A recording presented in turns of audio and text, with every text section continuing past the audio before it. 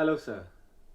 Can you please explain what's the importance of realistic approach in real life as well as in trading?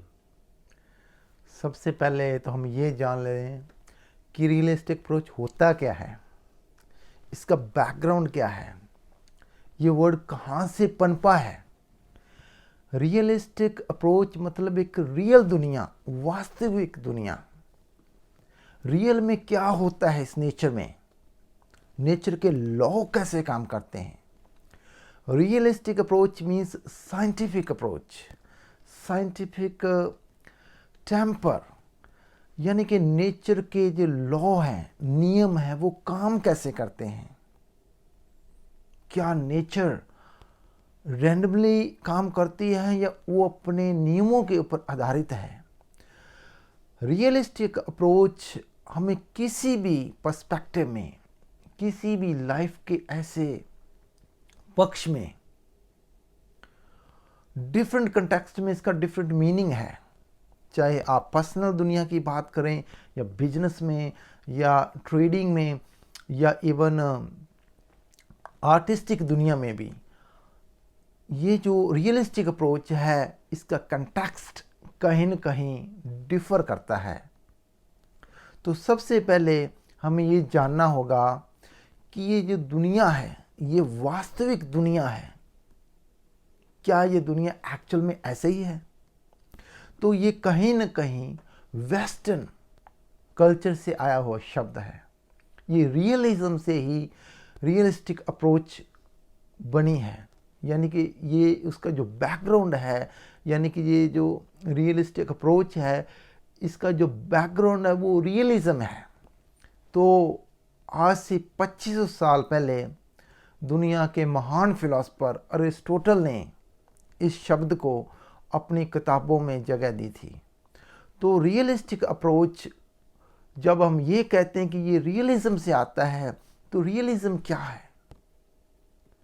आज जितनी भी scientific दुनिया है या scientist हैं या जितनी भी साइंटिफिक थीरीज है वो कहीं न कहीं रियलिज्म में आती हैं। एम्पिरिसिज्म जितना भी इवॉल्व हुआ है कहीं न कहीं वो रियलिज्म में आता है। नेचर के लॉज को जितना भी हमने अध्ययन किया है, भले ये साइंटिफिक मेथड हो, जितना भी आज तक साइंटिफिक वर्ल्ड इवॉल्व हुआ है वो कहीं न कहीं रियलिज्म में आता है। तो इसका बेसिक कंसेप्ट यही है, इसका बेसिक मीनिंग यही है कि एक वास्तविक दुनिया, जैसी दुनिया एक्चुअल में हमको दिखती है या एक्चुअल में है, ये सारा का सारा रियलिज्म में आता है। इससे उल्ट आइडियलिज्म, जो कि एक प्लेटो का कंसेप्ट था, तो प्लेटो के कंसेप्ट को अरिस्टोटल ने कहीं न कहीं जब किंतु परंतु किया या उस पर चिंतन किया तो वहाँ से एक रियलिज्म डेवलप हुआ। तो 400 के आसपास जितना भी लिटरेचर अरिस्टोटल ने हमें दिया है वो कहीं न कहीं उसका जो बैकग्राउंड है वो रियलिज्म है। तो रियलिज्म से ही रियलिस्टिक अप्रोच बना है। लेकिन ये जितना भी फिलोसॉफिकल वे से अगर हम देखते हैं तो इसको ऑन्टोलॉजी और एपिस्टीमोलॉजी या जितना भी हमारा एथिक्स है, हमारी जो वैल्यूज़ हैं, इसको जो रियलिज्म वे से या रियलिस्टिक लोग डिफाइन करते हैं वो कहीं ना कहीं रियल दुनिया ही है। वो साइंटिफिक दुनिया की बात करते हैं। ऑन्टोलॉजी में वो एक्चुअली नेचर के लॉ को स्टडी करते हैं। वो कहते हैं कि नेचर के लॉ से बाहर कोई दुनिया एग्जिस्ट नहीं करती। व्हाटएवर, जो कुछ भी और कहीं भी, वेरेवर, जो कुछ भी एग्जिस्ट करती है जिसको हमें पता है या नहीं पता, वो नेचर के अंदर है, नेचर के बाहर कोई लोग काम नहीं करते। तो ये तो होगी एक फिलोसॉफिकल दुनिया। लेकिन ये जो ट्रेडिंग है यहाँ पे थोड़ा सा कंटेक्स्ट रियलिस्टिक अप्रोच का अलग है।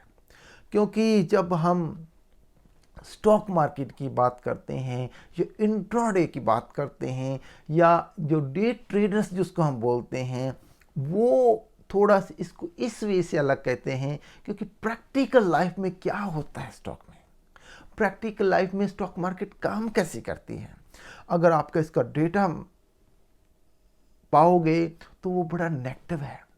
1% लोग ईयर्स आफ्टर ईयर्स भी सक्सेस नहीं होते इंट्राडे में, जो डे ट्रेडिंग करते हैं। तो रियलिस्टिक अप्रोच का कहने का मतलब सिर्फ इतना ही है कि रियल में इंट्राडे क्या काम करता है। इसका फिगर इवन 0.5% भी नहीं है, बल्कि जो रियल डाटा आया है वो 0.28% है। 0.28% ऐसे लोग हैं जो ईयर्स आफ्टर ईयर्स इंट्राडे में सक्सेस हो सकते हैं। तो रियलिस्टिक अप्रोच ट्रेडिंग में डिफरेंट कंटेक्स्ट में इसलिए भी है कि जैसे ट्रेडिंग में एक्चुअली नियम काम कैसे करता है, ट्रेडिंग का जो बेसिक कंसेप्ट है वो एक्चुअल में कितना और किस वे से काम करता है। तो जैसे कि ऑप्शंस हैं, उसमें भी जो बिगनर्स हैं उनको रोका जाता है कि आप इंट्राडे में और ऑप्शंस ट्रेडिंग में आप बिगिनिंग लेवल पे नहीं आए। तो रियल लाइफ में जो नियम काम करते हैं कहीं न कहीं उसके ऊपर फोकस देता है। ये जो कंसेप्ट है, ये जो ट्रेडिंग मार्केट है, जो ट्रेडिंग साइकोलॉजी है, उसमें रियलिस्टिक अप्रोच बहुत एक अहम भूमिका निभाता है कि वास्तव में ये जो नियम भले नेचर में काम करें या ट्रेडिंग में काम करें या किसी भी एस्पेक्ट में काम करें, उसका रियल इम्पैक्ट क्या होता है। तो फ्यूचर में हम इसको बड़ी डिटेल में देखेंगे कि रियलिस्टिक अप्रोच की एक्चुअल में इम्पोर्टेंस क्या है। ये एक्चुअली हमें नेचर के नियमों के साथ साथ हमें अपनी एक हैसियत भी बताती है कि हमारा जो नॉलेज है, हमारा जो एक्सपीरियंस है वो बहुत लिमिटेड है, हमारी जो नेचर में औकात है वो बहुत लिमिटेड है। तो हमें ईगोइस्टिक अप्रोच से बचना चाहिए और कहीं न कहीं रियलिस्टिक अप्रोच अपनाना चाहिए। इवन सिर्फ ह्यूमन स्पीशीज, सारा का सारा ये मनुष्य जगत भी नेचर में कोई बहुत बड़ी हैसियत नहीं रखता, और नेचर में, नेचर की विशालता के सामने हमारा ये पशु जगत, मनुष्य जगत और पेड़ पौधा जितना भी हमारा फिजिकल वर्ल्ड है उसके सामने कोई औकात नहीं है। हमारी तीनों जगतों को, ह्यूमन स्पीशीज, एनिमल्स और प्लांट वर्ल्ड, तीनों को भी इकट्ठा भी कर दिया जाए तो नेचर की विशालता के सामने हम किसी भी एंगल पे खड़े नहीं उतरते। तो ये भी कहीं ना कहीं रियलिस्टिक अप्रोच है। सेम कंटेक्स्ट में हम बिजनेस में यानी कि ट्रेडिंग में भी इसी कंसेप्ट में लेते कि हमारे नॉलेज लिमिटेड है, हमारा एक्सपीरियंस लिमिटेड है, इसलिए रियल दुनिया में ही इसको अपनाएं, इस कंसेप्ट को अपनाएं अगर आपने सक्सेस होना तो। Thank you very much.